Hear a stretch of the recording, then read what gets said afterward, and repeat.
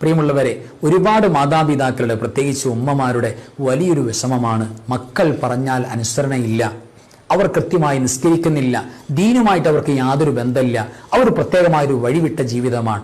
എന്താ ചെയ്യാ? ആ ഒരു വിഷമം പ്രിയപ്പെട്ടവരെ നമുക്ക് മാറിക്കിട്ടാൻ ഞാനൊരു ടിപ്സ് പറയാം. പരിശുദ്ധ ഖുർആനിലെ ഒരു വേറിട്ട അധ്യായമാണല്ലോ സൂറത്തുൽ ഫത്തഹ്. ആ സൂറത്തുൽ ഫത്തഹിന്റെ ഏറ്റവും അവസാനത്തെ ആയത്ത് മുഹമ്മദുർ റസൂലുള്ളാഹ് എന്ന് തുടങ്ങുന്ന ഈ ആയത്ത് ഒരു 7 വട്ടം നമ്മൾ പാരായണം ചെയ്യാം. അതോടൊപ്പം അള്ളാഹുവിന്റെ പരിശുദ്ധമായ ഒരു ഇസ്മുണ്ട്, യാ ഹാദി യാ അല്ലാഹ്. ആ പരിശുദ്ധമായ നാമം ഒരു 33 വട്ടം ഓതിയിട്ട്, വെള്ളത്തിൽ ഓതിയിട്ട് അവർക്ക് കുടിക്കാൻ കൊടുത്താൽ അവർ നിസ്കാരബോധമുള്ളവരാകും, ദീനീബോധമുള്ളവരാകും, അനുസരണയുള്ള നല്ല മക്കളായി വളരും. ഈ ഒരു കാര്യം നമുക്കൊക്കെ ഉപയോഗപ്പെടുത്താവുന്നതാണ്.